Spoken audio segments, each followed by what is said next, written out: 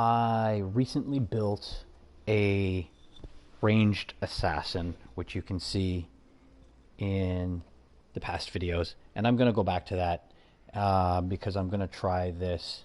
I'm going to try this in both directions now and see where I can take it. But talking about why a build works. So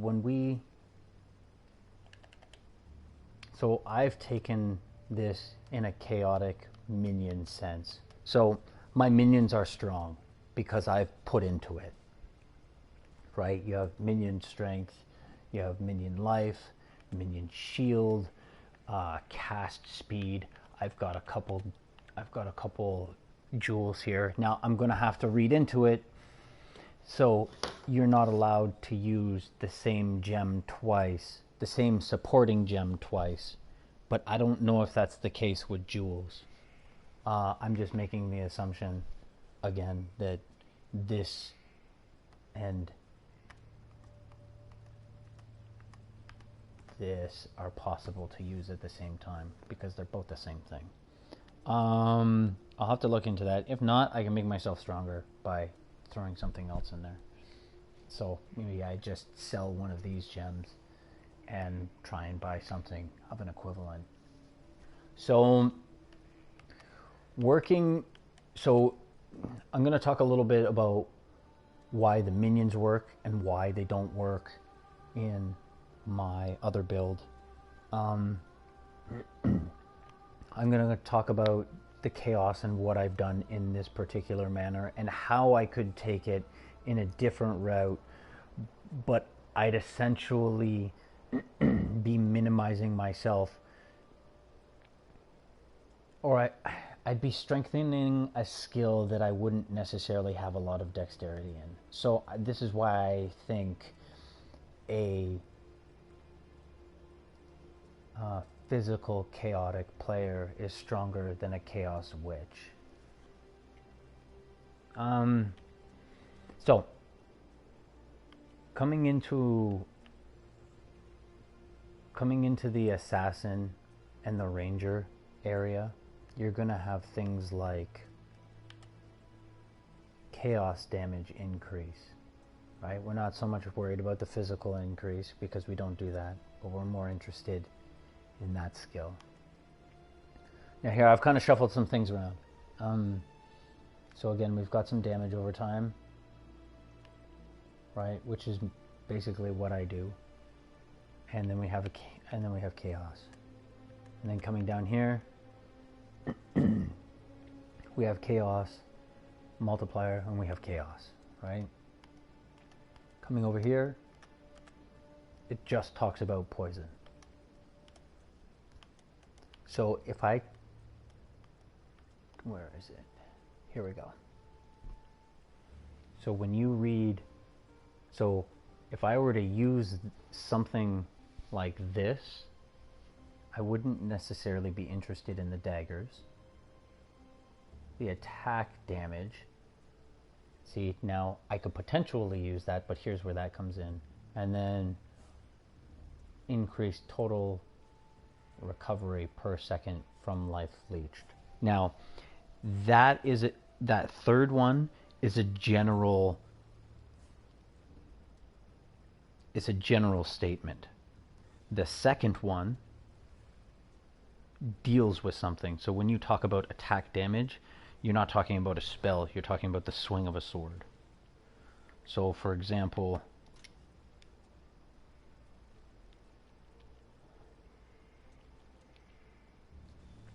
attack. You see up at the top, it says support, melee, attack.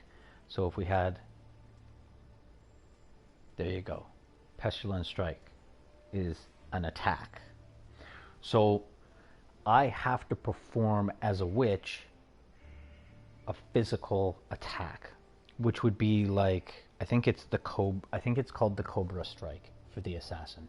So I'd actually be throwing my daggers and that would do physical damage. So coming back to your skills,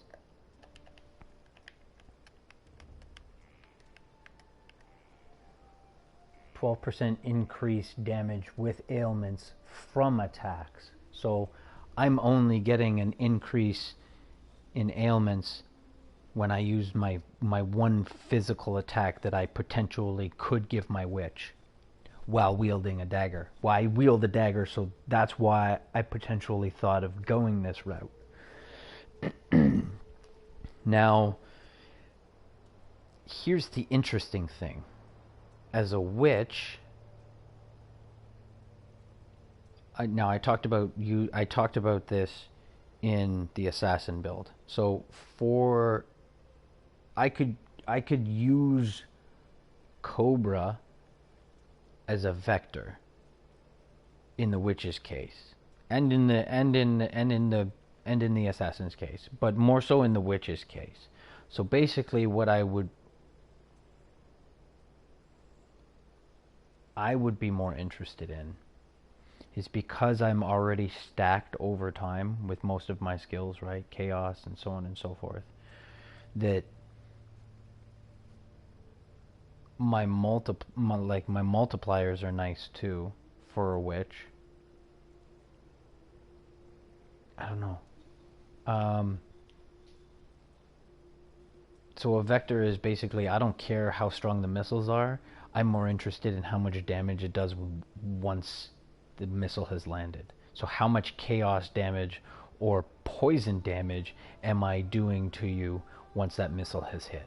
That's more what I'm interested in. And then I can multiply all that, right? So, but I'd only be limited to one skill.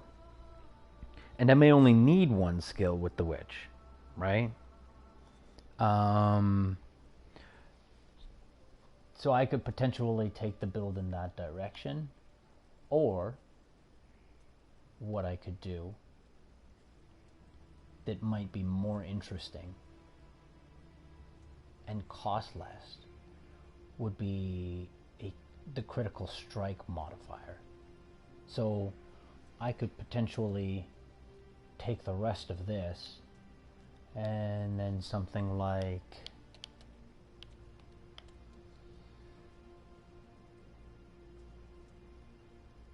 also apply to ailments, right? So because I'm doing all chaos, I'm obviously poisoning things, right? So now what I could do is I could start building into critical strikes. So again, half of this skill would be useless to me because I don't do any physical damage. Now that'd be interesting. Does that physical damage play into my zombies? Interesting. So there might be some generality behind, there might be more generality behind the statement than what you think. So it could, I'm thinking that only deals with what I do, not with what my pets do. But it could very well be that my pets now have, but then, right, I think it would say increased, right?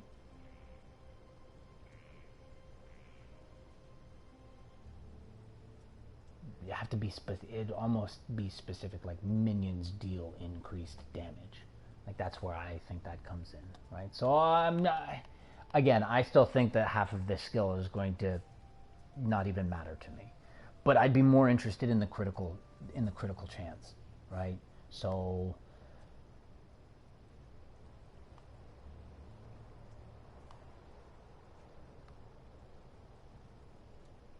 yeah, now critical strike chance.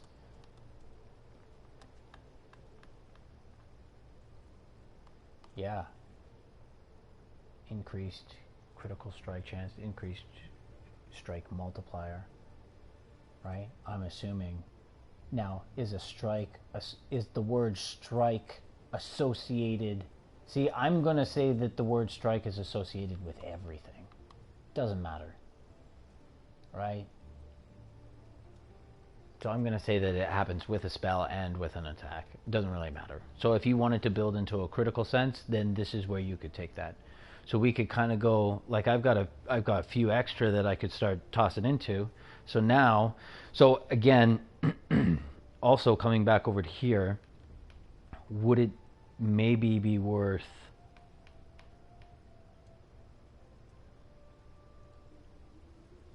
scooping up a power charge or two right? Because over here, oh, I see, I don't need, but here's where it comes in. Here's where it comes in, right? 8% increased critical transfer power charge. So power charges are those little bubbles that orbit you while you're attacking. And mine says that I have, now, no, I've talked about this quite a few times, but it depends what video you watch. So 40% chance per power charge, right? And I think I get 2 of them. I think 2 of them orbit me when I play as a witch. I think. May just be the 1 now. I'm not sure. Because I've changed a few things around. So, I could potentially work my way, like this is right off the tree, right? This is a nice little branch off the tree. And then at the end I get a nice power, power charge at the end. I could potentially sneak in another power charge here. That'd be something. So just pop down, you know, 18% per power charge. Yeah, no, pop up, or power charge duration, or spell damage. No, that depends on how you're gonna play, right? I'd probably go down for damage because all of my stuff is pretty instantaneous anyways, so it doesn't really matter, right? I'm constantly killing and gaining and killing and gaining, so I would go for power over duration because there's no duration when, well, I mean in Act 10 there's no duration, right? It may get to a point where you start fighting in the upper tiers of the map and you may want duration over, because 18% duration of power charge. I don't know how they necessarily work. You'd have to look into how they work. Do you get the 40% charge as long as you've got them orbiting you? And so if that's the case, then you get 40 plus 40 if you have 2 of them already. So you're already multiplying by 80%. Right? So that's the way you could potentially look at it. And then how long do you want those power charges to last for?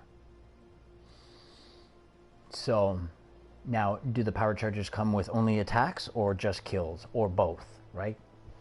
So that's something that you're going to have to look into as well. So if you're going to play into a critical build and you want to put power charges in, if you're attacking a boss and you don't have any NPCs to attack, do you gain, or NPCs to kill, can you obtain power charges by just attacking the boss? Right? It'd be like going in, losing all of your zombies in the fight, and now there's no dead people to scoop up a zombie with. Right? So, something to think about. But at the same time, like, I think if you built in enough critical redundancy, that the power strikes are just a bonus at that point. Right? Because I kind of step into the dexterity, right? Plus 10 to dexterity, 10 to strength, dexterity, right? Like for a witch, I think I've dipped into the dexterity quite a bit.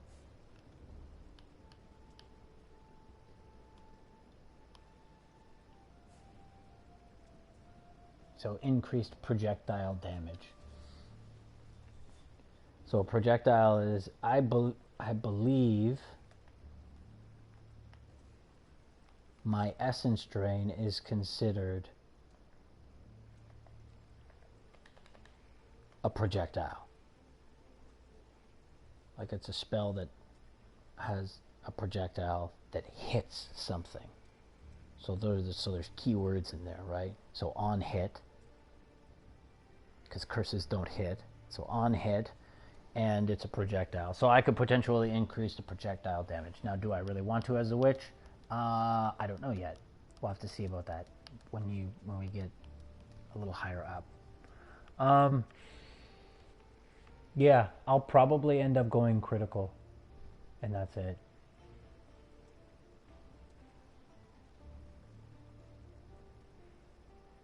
%, damage over time multiplier for poison from critical strikes.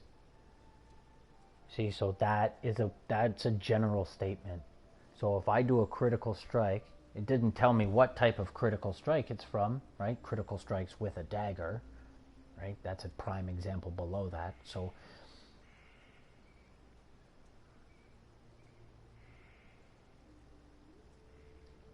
increased damage with poison sounds like a general statement to me, and the top one sounds like a general statement to me. The two in the middle, I have to be swinging a dagger for those to happen, and I don't swing daggers.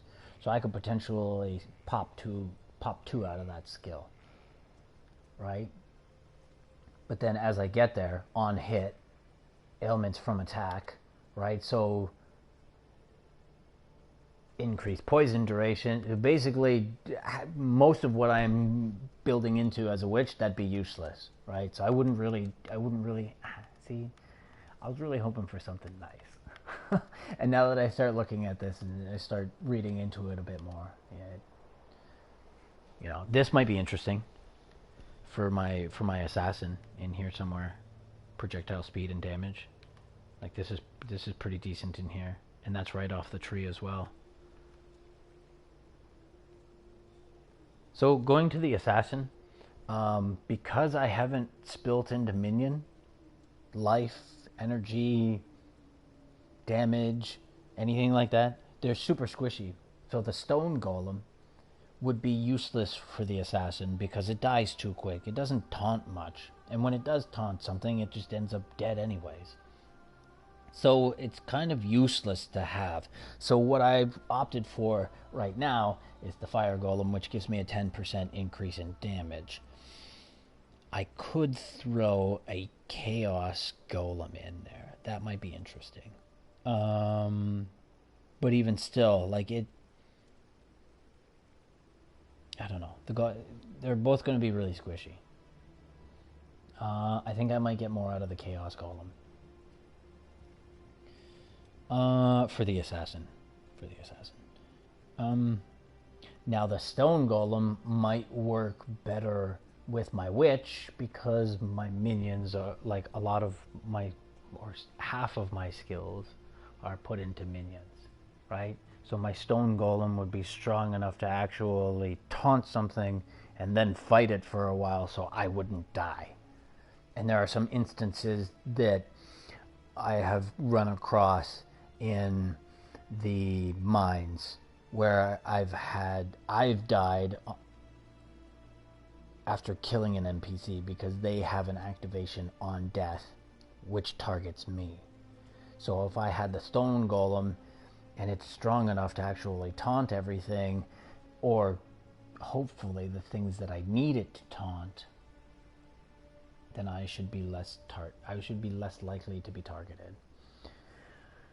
Not the case with the assassin. I think the assassin is not going to have much of anything. I might summon Phantom. Seems like an interesting one. Just to kind of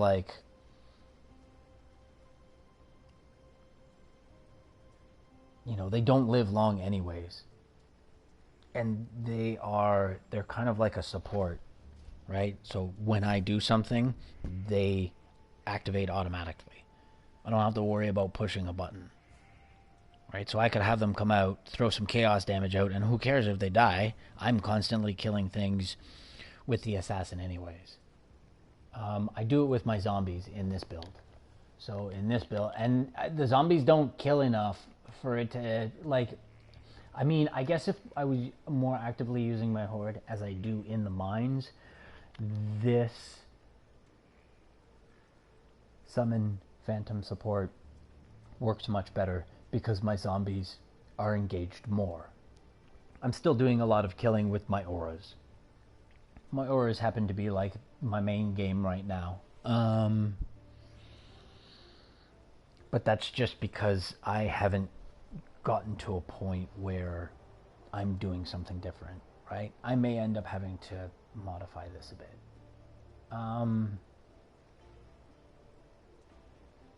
We'll see. I may even take instead of playing into a critical role, I may just take this to the point where I toss into all evasion now. Like, it's just getting to the point where, yeah, I'm really squishy, as you can see. I lost some shield. So I lost like 300 shield, so I'm kind of squishy.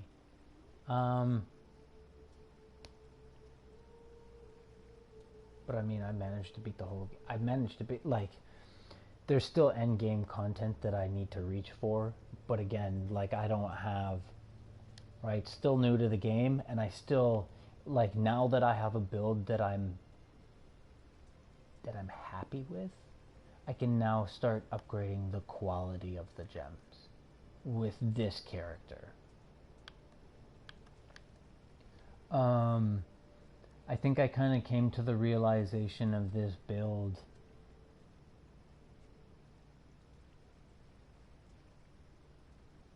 at, like, well, I basically had the build figured out by level 30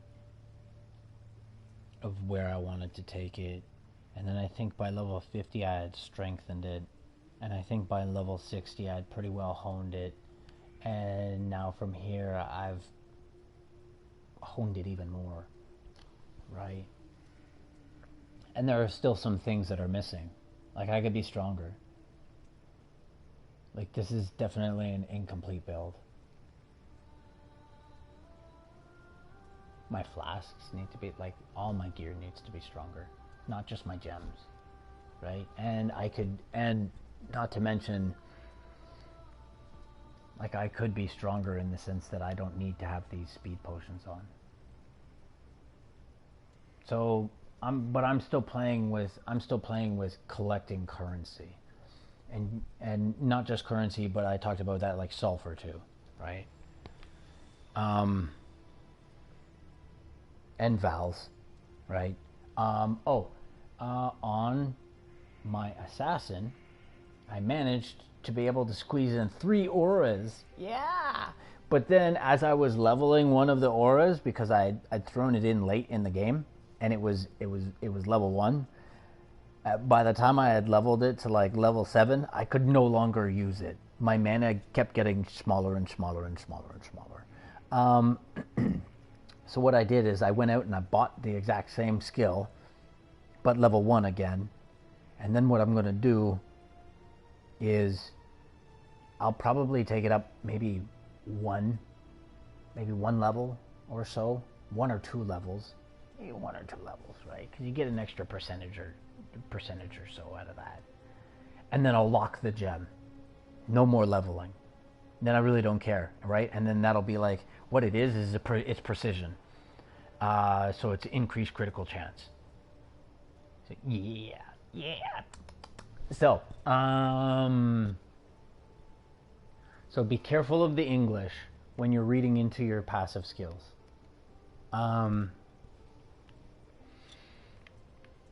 Like I said earlier, I think I want to go all damage with this character. I keep leaning towards an all damage, so I'm going to do it. I think I'm going to go critical, a critical build. I'll probably play into this skill as well. Less damage with hits. Because remember, like, I don't do many hits with my witch, right? So I'm not worried about that. I really don't care. The only thing I'm really hitting you with is, I think Contagion does a hit, and I definitely know Essence Drain does a hit. Now, and I'm sure that, and again, like, does that only apply to you, or does that apply to your minions? And again, I think that only applies to you, because they would have, again, right, minion gains or minion loses or so on and so forth. This is the perfect example. So,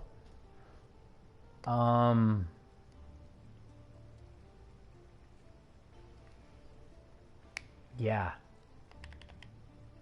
I think we're gonna have a lot of fun with the assassin, and I didn't realize that the assassin could be like a long to medium, like, it's basically a long to medium ranged assassin. I can get up close and personal, but I don't have any evasion, so I have to kind of watch it. Well, I don't. You may have evasion through dexterity, but I don't have any added evasion. So I do get hit, but I have lifesteal, right? So that kind of helps a little bit. I might play into a little bit of lifesteal on my witch, but at the same time, like, I'm getting one shot. So does it really matter if I have lifesteal on, if I'm getting one shot? Not really, right? Yeah. I think I'm gonna double down, do some criticals, get some criticals in here.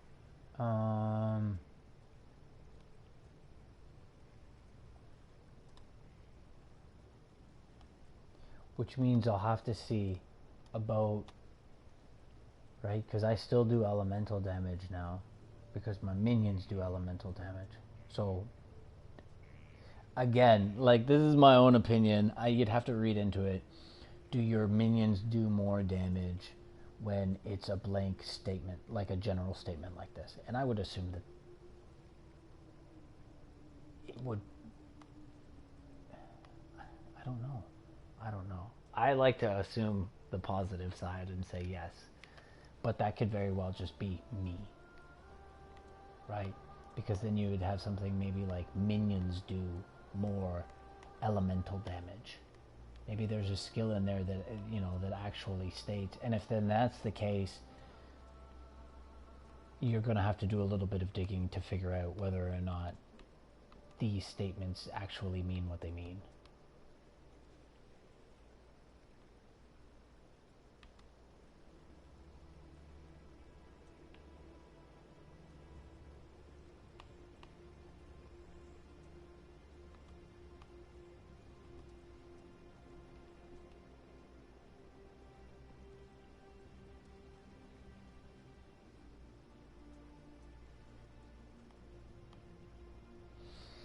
Yeah.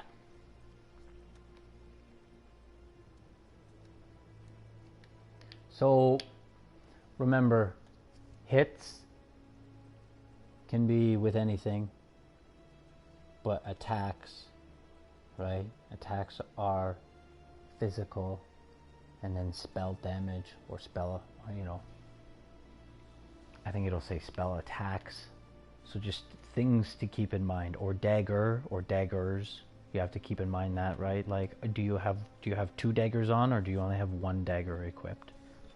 So that's something that you're going to have to look into when you're playing. And that's another thing too, right? Like, it may be a little more obvious over here because you're like, ooh, a staff, and that's 2-handed. So that makes sense. Like, do you have a staff or a shield? What's your choice? So there could be that. Yeah.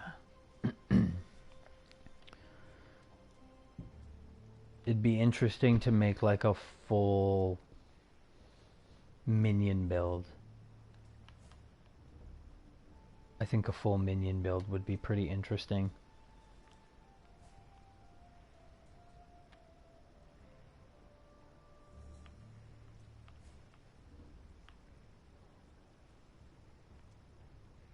Yeah. So that's my little blah. That's my blah for today. I'm going to hop back on the assassin, clean that up a little bit, get it to the point where I can actually wear some decent gear, because I want to invest. I want to put that on the assassin and see where that goes. So we'll see. I think it'll be interesting. And then Cobra Strike will be in here. That'd be awesome. Oh, that's gonna be so greasy. I think we'll have to see. I might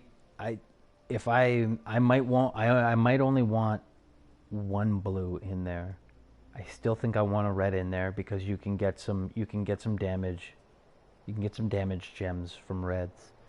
The reason I've left the 2 in there was I was going to use it on my witch, but I think now because you can get some added chaos in there through, you know, through whatever, decay support, yeah, things like this. Right, I could put some chaos supports on my Cobra strikes, which would be really nice.